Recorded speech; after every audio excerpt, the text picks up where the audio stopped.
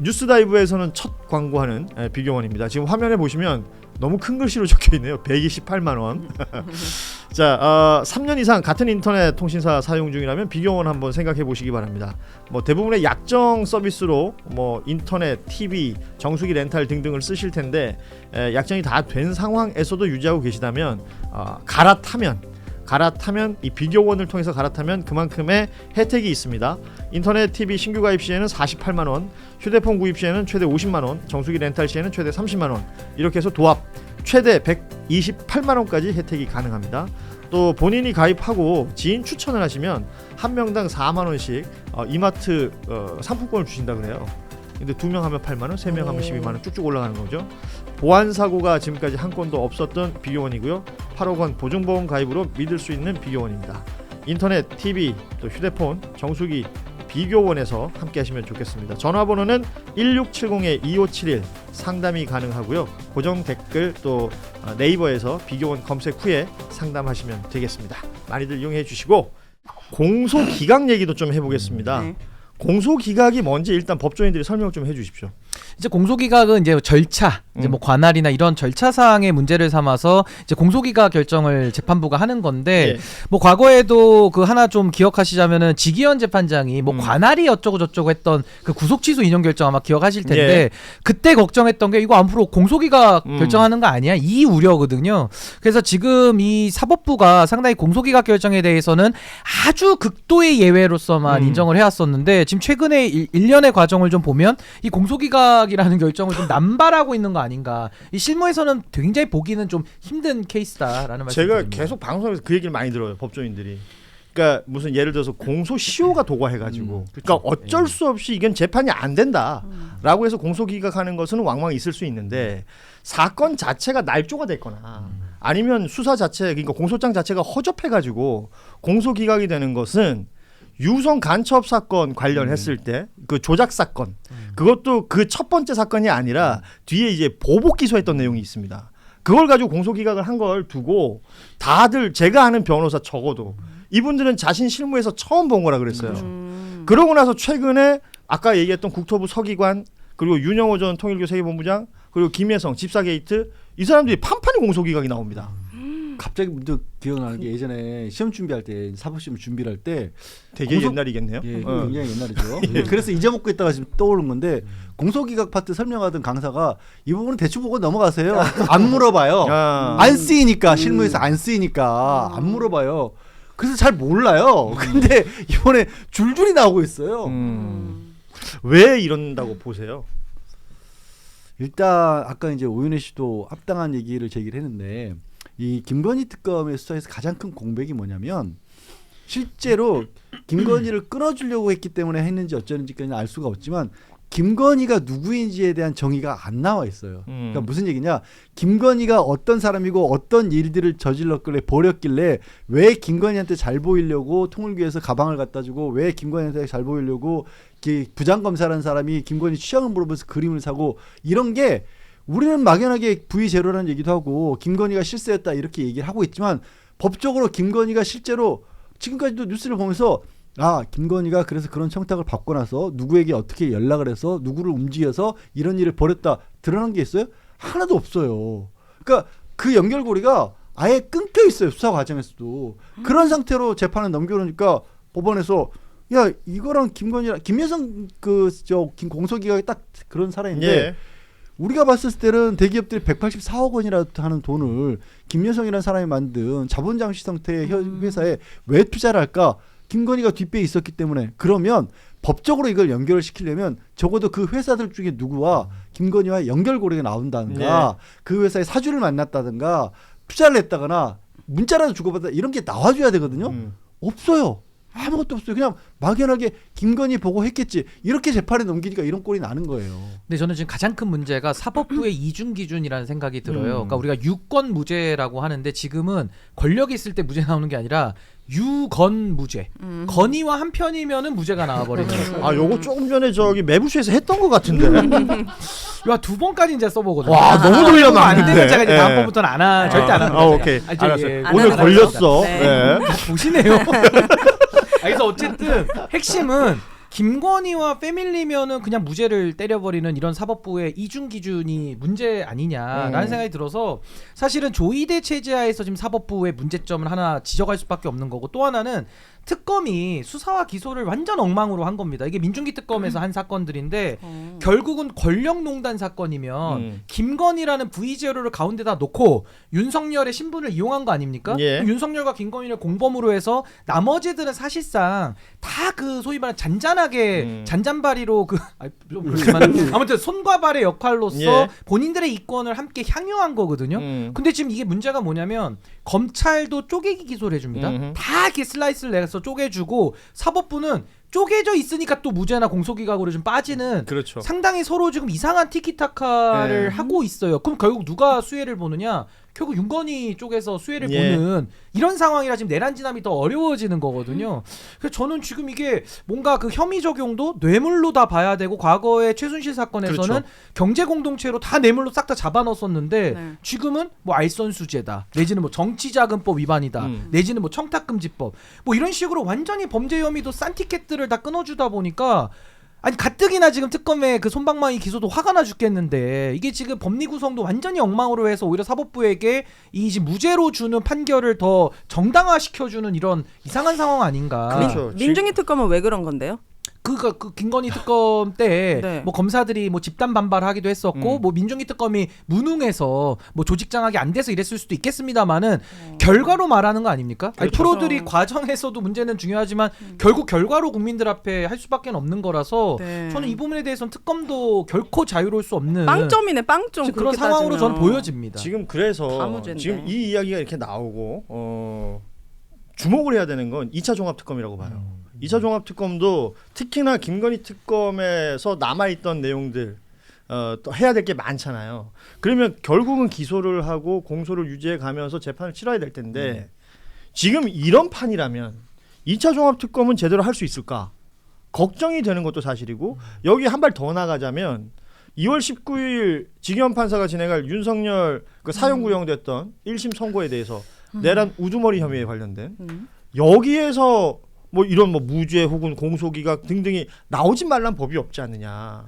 근데 윤석열과 관련된 부분하고 김건희 관련된 부분은 많이 다르긴 해요. 음. 일단 했던 행위 자체가 크게 차이가 나고, 그러니까 김건희 같은 경우, 그 김건희라든가 김여성이라든가 이런 부분은 어거지라도 법리는 구성이 가능합니다. 예를 들어서 뇌물이 아니라 지금 뭐 정치자금법이나 알선수재로 이렇게 법 적용을 한 다음에 그러면 거기서 뭐 청탁이 있었느냐, 대가성이 있었느냐, 뭐 공직자의 지위가 아니고 이런 것들을 막 법적으로는 갖다 끼워 넣을 수가 있는데 네. 윤석열은 다르죠. 그냥 국회에 군인들을 보냈다라는 건 명백한 사실이고, 그래서 한덕수 같은 경우도 거기서 23년을 받았잖아요. 그래서 네. 이게 김건희 무죄를 주는 거, 공소기각이 나오는 게 윤석열을 풀어주기 위한 어떤 빌드업이다라고 보는 건 무리예요. 아니 그래서 다들 하는 얘기가 윤석열은 버리고 김건희를 살린다. 그거예요.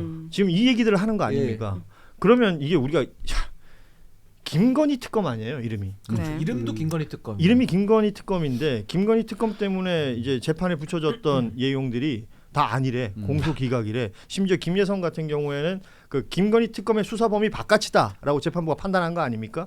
그러면 2차 종합특검에서도 재판부의 이런 어떤 생각이라든지 이런 걸 바꿀 수 있는 무언가가 필요한 거 아니에요? 아니 아까 제가 말씀드렸잖아요. 김건희가 도대체 어떤 인물이었는지가 그게 들어가 줘야 되는 거예요. 거기서부터 시작을 해야 되는 거예요. 사실은 아까 이제 왜 제가 계속 쓰는 표현이긴 합니다만 우리 범죄 영화나 드라마 보면 하얀색 칠판에 인물도 이것도 그리잖아요. 다른 방송에서 본 거 아니 같은데. 저는 계속 하고 있다고 얘기했잖아요 지금. 예, 알겠어요. 예. 아 쉬운 설명이니까 알았어요. 편하게. 알았어요. 딱 김건희 붙여놓고 거기서 어떻게 뽀뽀해 나가는지 조직적으로 그렇게 그려야 되는 거예요. 그러니까 V제로가 가운데 있어야 예. 된다.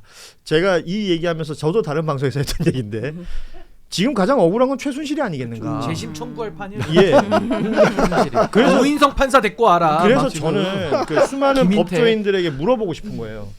박근혜 최순실을 이 사람들은 실제로 뭐 가족 관계도 아니잖아요. 그렇죠. 경제 공동체로 당시 묶었던 박영수 특검, 윤석열 수사팀장, 한동훈 검사 이들이 묶었던 그것을 지금의 특검은 윤석열과 김건희를 왜 그렇게 못 묶는가?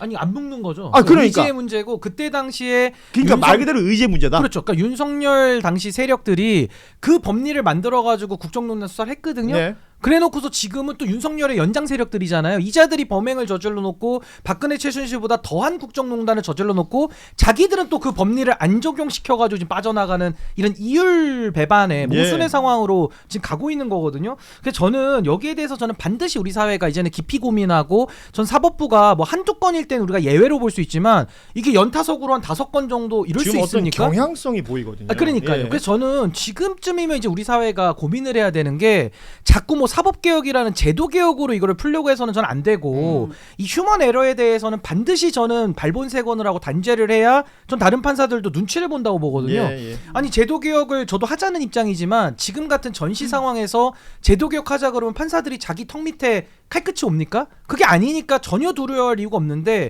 예를 들어 지기현의 사례를 바로잡았거나 내지는 조이대의 정치 개입에 대해서 국정조사를 통해 가지고 조금 더 휴먼 에러를 바로잡는 쪽으로 갔더라면은 이렇게까지 저는 판사들이 다 자신감 있는 행동을 좀 못했을 거라고 생각이 드는데 지금 그 부분이 안 된 게 너무 아쉽고 정조이대 탄핵이 좀 너무 부담스러우면 저는 대안으로 내란특별법의 일환으로 저는 알박기 인사 취소법을 좀 고민을 해야 된다고 봐요. 조이대 같은 경우는 내란 인사거든요. 내란을 획책할 때 윤석열이 임명한 내란 인사기 때문에 저는 국회가 좀 다양한 방법들을 좀 고민을 해서 전 이 사법부를 좀 바로잡는 역할을 할 곳이 국회밖에 현재는 없다. 저 그런 생각이 듭니다. 자, 그렇습니다. 이제 다음 이야기로 좀 넘어가 보겠습니다. 국민의힘 이야기를 해야 되는데 그 권태호 본부장께 한번 여쭤보죠. 국민의힘에서 전한길이라는 인물은 어떤 인물입니까? 지금은 거의 장동혁을 조종하는 인물 같더라고요. 협박도 하고. 협박이죠, 진짜 말하자면. 그러니까 박성훈 대변인이 한 말이 있어요. 그러니까 이제 뭐 선거에서 이기려면 어째야 된다, 뭐 이런 얘기들 쭉 했는데 이걸 두고 장동혁이 그러니까 이렇게 얘기했습니다. 지도부는 계엄 옹호 내란 세력이나 부정선거 주장 세력, 윤어게인 세력과 함께 갈 수 없다라고 대변인이 얘기했어요. 그랬더니 이게 전한길 씨가 이 내용을 듣고 이거 장동혁의 입장이냐? 3일 안에 답하라. 답이 없으면 절연으로 알고 지지 철회하겠다. 그랬더니 어제 또 김민수 최고위원이 전한길 유튜브를 통해서 이제 알아본 내용은 전한길 씨가 한 말입니다. 김민수 최고를 통해서 들었는데 노라는 답을 들었다. 박성훈의 개인 의견으로 정리하겠다. 전한길 씨가 마지막에 뭐라고 그랬냐면 일단 지켜보겠다.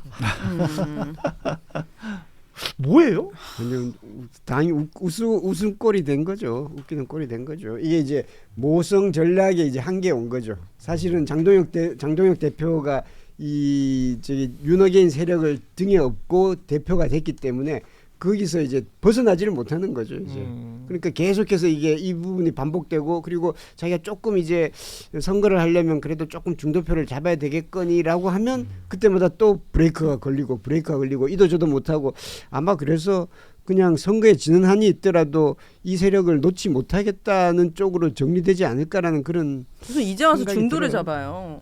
이거는 그러니까 좀 그 말도 잡지도 안 않고. 바보가 아닌 이상은 그런 고민을 한다는 것 자체가 판사 그렇지. 출신 아니에요, 이 사람? 진짜 국민들을 바보로 아는 예. 거죠. 아, 이렇게 하면 잡힌대요, 그러니까 중도가? 그렇게 알고 있는 거죠. 아, 뭐, 그러니까 왜 계획이 그러는 있다 거야? 그랬었잖아요. 아, 그래요? 이게 무슨 계획인지 지금 이게 계획에 아, 따라가는 그러네. 것인지. 뭐 계엄에도 계획이 있다고 했어요 그때. 아니 그러니까 그 한동훈, 뭐 김종혁 이런 인물들을 제명하고 나서 장동혁 대표가 좀 더 노골적으로 되어간다라고 보이는 게 국민의힘의 정강정책 당원당규 개정특별위원회가 어제 다음 달 12일에 처리 예정이라는 당원당규 개정안을 공개했습니다.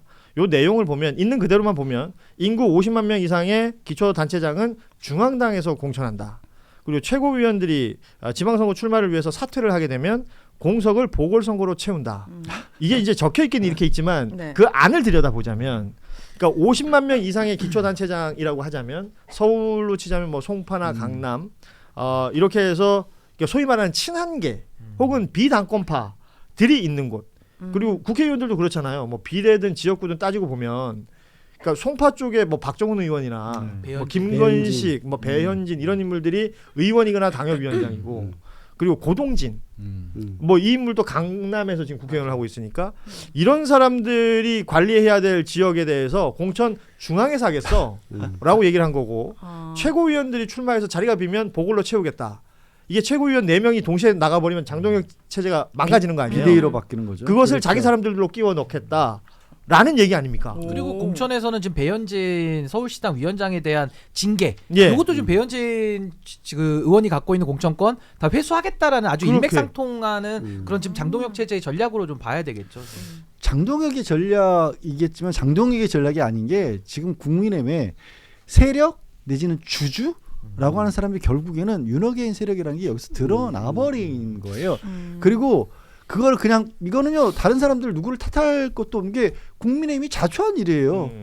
12월 3일 내란의 밤 이후로 국민의힘이 걸어왔던 길들이 체포 방해한다고 45명의 국회의원들이 나서서 경찰을 막았을 때부터 그 이후로 전환길 국회에 초청해서 주르륵 앉아가지고 세상에 그 안에 무슨 판사 출신 검사 출신도 있는데 그런 전환길한테 가서 헌법 강의를 듣고 있어 그 모습을 연출해 버린 이후로 국민의힘 내부에는 이런 윤호개인 세력에 맞설 만한 정치 세력이 없어요. 이제는 못 막아요. 제가 그래서 초기부터 그런 얘기했거든. 저거 TK니 PK니 뭐 서수도권의 뭐 보수적인 어떤 강세 지역에서 내 자리는 안 뺏길 거라고 생각하는 국민의원들 땅을 치고 후회할 거라고 이 사람들에서 다 쫓겨날 거라고 예. 그대로 돼가고 있잖아요. 국민의힘에 대한 애정이 굉장히 있으시군요. 걱정하고 있는 겁니다. 보수를. 그러시군요. 아니, 근데 보수도 필요해요 대한민국에. 네, 저는 네. 이제 한동훈 전 대표가 사실은 지난주에 그 토크 콘서트 하나의 예. 그 팬클럽과의 미팅, 팬미팅, 예. 그래서 팬심 대회를 했는데 이게 아까 양 변호사님 말씀하신 대로 국민의힘 안에 지금 윤호개인으로 다 꽉 차 있기 때문에 한동훈 전 대표가 뭔가 정치를 더 해보겠다,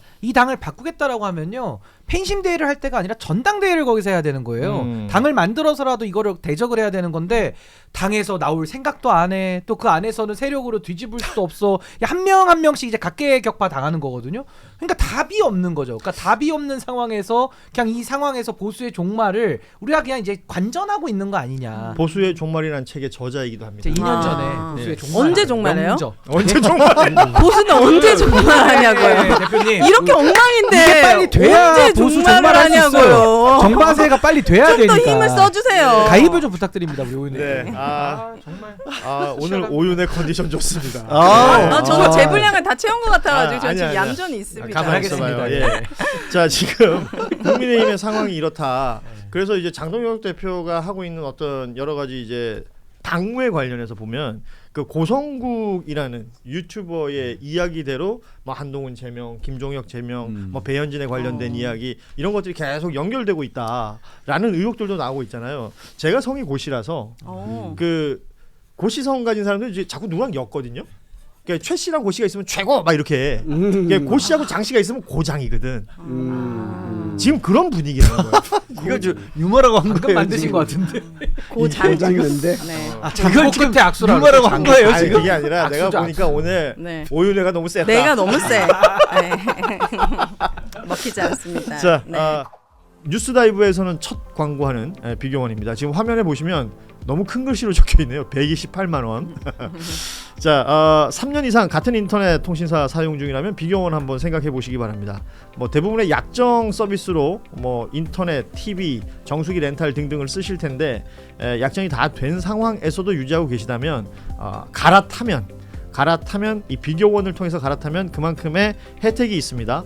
인터넷 TV 신규 가입 시에는 48만 원, 휴대폰 구입 시에는 최대 50만 원, 정수기 렌탈 시에는 최대 30만 원, 이렇게 해서 도합 최대 128만 원까지 혜택이 가능합니다. 또 본인이 가입하고 지인 추천을 하시면 한 명당 4만 원씩 이마트 상품권을 주신다 그래요. 근데 2명 하면 8만 원, 3명 하면 12만 원 쭉쭉 올라가는 거죠. 보안 사고가 지금까지 한 건도 없었던 비교원이고요. 8억 원 보증보험 가입으로 믿을 수 있는 비교원입니다. 인터넷, TV, 또 휴대폰, 정수기 비교원에서 함께 하시면 좋겠습니다. 전화번호는 1670-2571 상담이 가능하고요. 고정 댓글 또 네이버에서 비교원 검색 후에 상담하시면 되겠습니다. 많이들 이용해 주시고